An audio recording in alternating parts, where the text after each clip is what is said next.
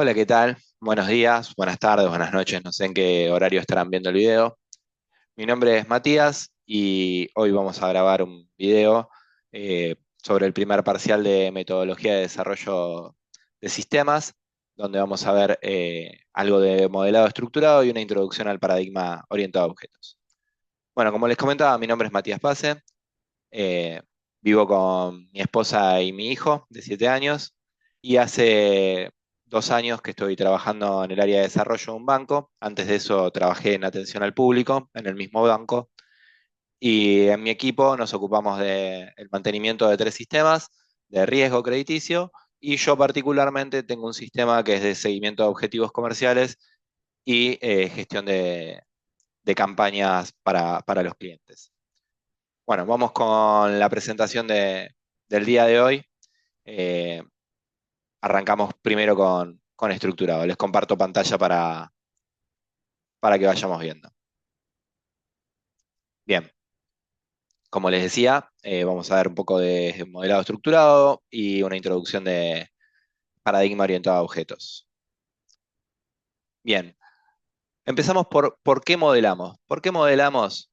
Modelamos porque es importante enfocar lo relevante de una situación, de un problema, de algo que se quiere pasar a un sistema y validar con los usuarios y comunicar al equipo, ¿sí? También cambiar un modelo, ¿sí? Es mucho más barato que ya cambiar desarrollos. Entonces, en el modelo podemos descubrir errores de forma temprana y ahí cambiarlos sin tener que haber hecho el desarrollo y modificar cosas que lleven más tiempo y más costo para la empresa que nos contrata. Los modelos guían el diseño, o sea, nos llevan al armado de lo que va a ser el diseño del sistema, la construcción, y luego nos van a servir para basarnos en ellos para hacer las pruebas y las verificaciones. ¿Mm? En el caso del modelado estructurado, ¿qué es?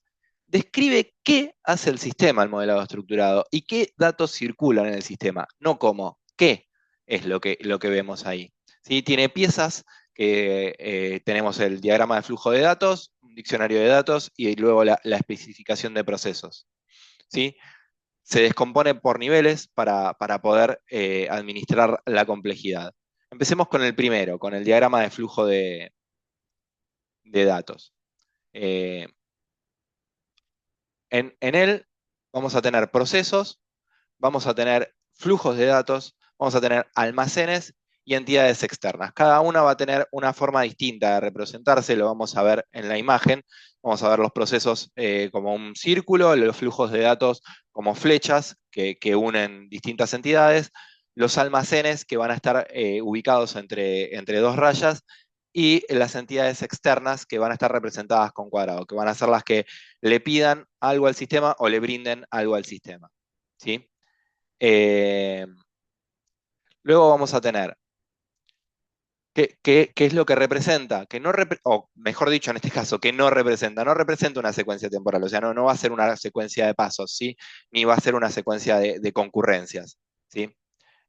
Y va a tener un nivel cero, donde vamos a ver el contexto, y luego vamos a ir explotando niveles del 1 al n, según la necesidad que vaya surgiendo. Acá vemos una primera imagen en un nivel cero de un sistema, donde tenemos 4 procesos, 2 entidades externas, que están en las cajas, y 3 almacenamientos, ¿sí? Acá podemos ver, primero ubicar los procesos por el número. El nombre del proceso acá es bien genérico, pero tendría que estar representando algo que vaya a ser ese proceso, ¿sí? Por ejemplo, acá el proceso A podría ser venta de producto, ¿sí? Y luego va a ser el proceso, el 1 para identificarlo, pero va a ser venta de producto.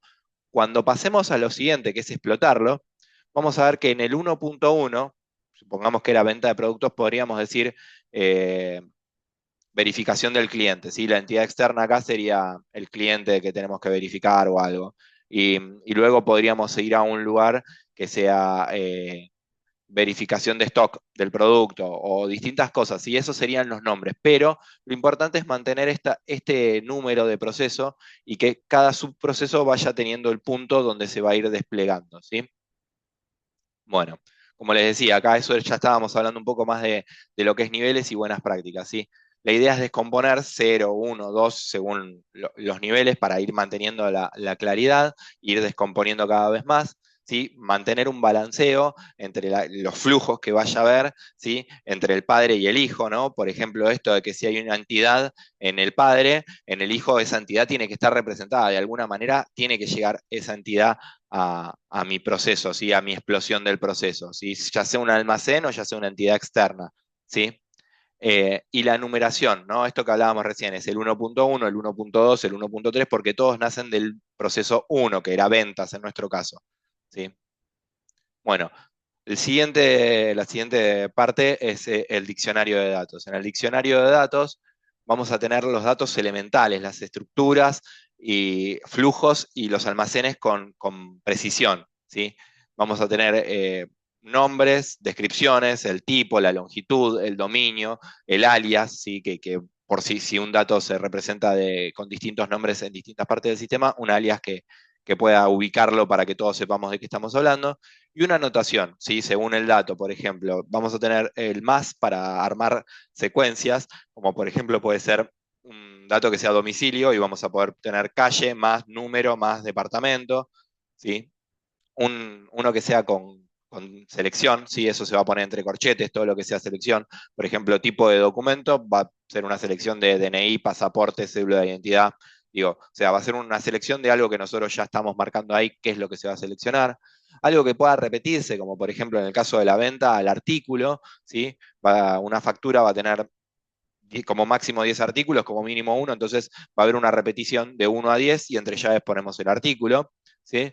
Y entre paréntesis pondríamos los datos opcionales. Por ejemplo, en el caso que di antes de domicilio, podríamos decir que departamento lo podemos poner entre paréntesis, porque por ahí un departamento no es obligatorio. Una persona vive en una casa, no tiene un departamento.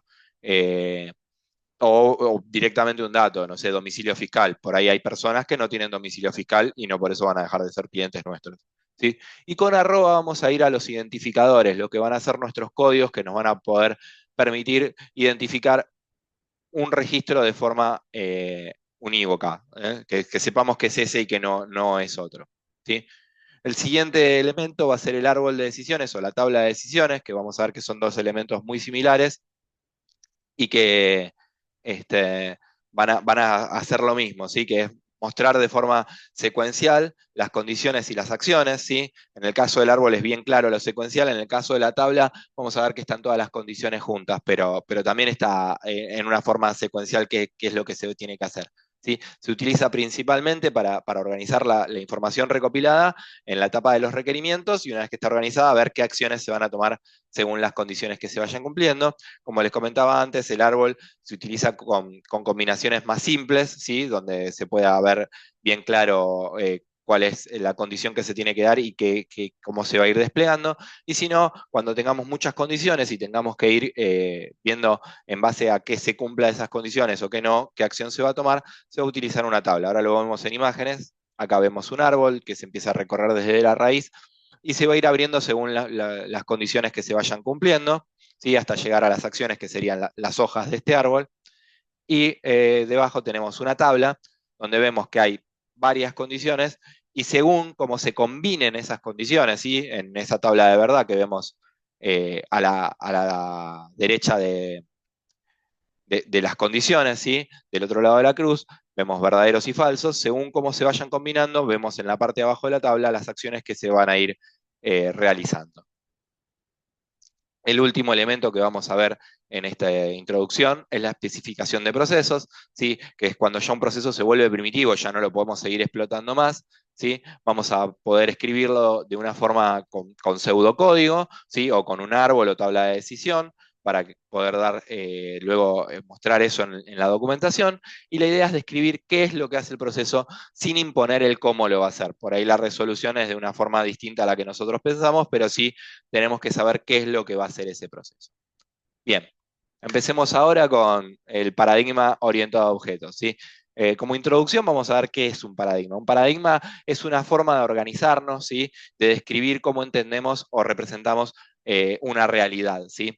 La idea del orientado a objetos es modelar en base a objetos, en base a abstracciones, ¿sí? Y objetos similares se van a agrupar en clases, ¿sí? Ya vamos a ver bien a qué nos referimos con esto. El objetivo de este paradigma es manejar la complejidad de los sistemas, ¿sí? Cuando algo se vuelve muy complejo, bueno, manejar esa complejidad, ir reduciéndola y tenerla, y poder reutilizar y mantener una coherencia entre el análisis y el código luego, ¿sí? Vamos a ver ahora esto que hablábamos antes, las clases, los objetos y los mensajes, ¿sí? Una clase es una estructura de datos, ¿sí? Y operaciones válidas, ¿sí? Por ejemplo, podemos hablar de una abstracción, como decíamos antes, ¿no? Que es lo que va a representar, es lo que va a agrupar una clase.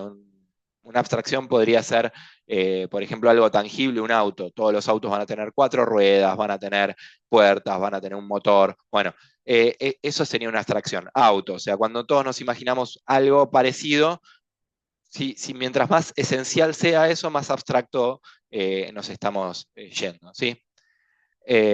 Un objeto va a ser una instancia, o sea, va a ser un auto específico, ya va a tener un estado propio, o sea, va a tener una cantidad de ruedas, va a tener una marca, va a tener un modelo, va a tener una patente, va a tener algo que lo identifique y que lo haga único. ¿Sí? Es como, vamos a hacer un objeto virtual, ¿sí? Sería en el sistema un objeto, sería algo que realmente se pueda representar en la vida real, algo específico de la vida real. Un objeto es algo puntual, ¿sí? Es una instancia de esa clase. Es un auto, pero un auto particular, es ese auto, ¿sí?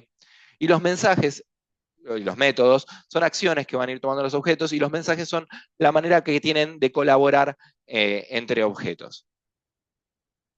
La abstracción, como decíamos, es enfocarse en lo esencial, ¿sí? En qué hace algo, o sea, qué es ese algo, pero lo más esencial posible, la manera más esencial de describirlo. El encapsulamiento es la manera que tenemos nosotros de esconderle al mundo cómo hace, cómo se va ejecutando o qué tiene dentro ese objeto, ¿sí? Mostrar una interfaz que va a devolver lo que nosotros querramos que devuelva, pero toda la parte dentro de ese objeto, dentro de esa clase, va a estar oculta. El beneficio de esto es que los cambios internos de la clase no rompen a lo que haga el cliente afuera. O sea, si yo cambio algo mientras yo devuelva el mismo dato, ¿sí? El proceso que yo haga de forma interna no va a romper justamente todo lo externo. Todo lo que esté encapsulado, que es lo que yo estoy haciendo de forma interna, la manera externa va a ser la misma. Cuando yo llame, por ejemplo, no sé, a un método de un objeto o a una propiedad de un objeto, por ejemplo en autos, si yo quiero saber eh, el kilometraje del auto, ¿sí? Cómo lo resuelva de forma interna, que sería todo lo que está escondido, no va a cambiar mientras yo devuelva el número que le tengo que devolver para afuera. No, no le importa cómo está hecho. Me llaman kilometraje y yo devuelvo un número. Bueno, los métodos, herencia y polimorfismo, que está dentro del paradigma, son parte esencial del paradigma. El método es, como les comentaba antes, es la implementación concreta de una operación de la clase. O sea, es todo eso que estaba diciendo recién de cómo lo voy a resolver, ¿sí? Esa operación. ¿Sí? Puede ser una acción, por ejemplo, no sé, hablar, ¿sí? Yo puedo devolver un mensaje, y el cómo lo voy a devolver, cómo voy a escribir mi mensaje y todo eso, sería el método, sería esa implementación, ¿sí? La herencia, por ejemplo, vamos a dar un ejemplo bien concreto, es especializar y reutilizar, ¿sí? Extiende otra que ya existe. Por ejemplo, no sé, mamífero lo podríamos extender con una herencia a un tipo de mamífero, felino. Y felino lo podríamos extender con otra herencia a un gato, un león, un tigre. O sea, cada uno va a estar un poco más especificado que el anterior. O sea, eh, van a ser de la misma clase que el anterior, o sea, un gato va a ser un felino y un felino va a ser un mamífero, pero cada vez va a estar más especificado, va a tener propiedades justamente más especificadas de esa clase. Y el polimorfismo es usar una misma operación, ¿sí?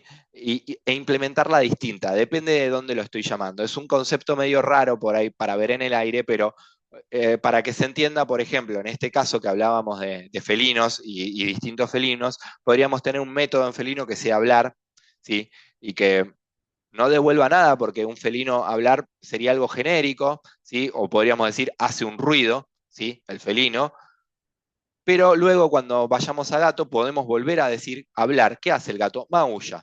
entonces devolver maulla si es un gato, el que llama el método a hablar. O sea, si es un felino, pero ¿qué tipo de felino es? Ah, es un gato, maulla. Ah, es un león, ruge. Bueno, eso sería el polimorfismo. Los dos están hablando, los dos son felinos, pero este maulla y este ruge, ¿sí? El mismo método a hablar, depende, mi subclase va a hacer cosas distintas, ¿sí? Pero va a ser el mismo método y voy a tener la misma forma de llamarlo. Bueno, las relaciones y las jerarquías. Bueno, jerarquías era esto que estábamos hablando, ¿no? Mamífero, luego tenemos algo más especificado que sería el felino, luego más especificado, león, gato, ¿sí? León, gato, por ejemplo, tendrían la misma jerarquía y un nivel más arriba estaría felino y un nivel más arriba estaría mamífero.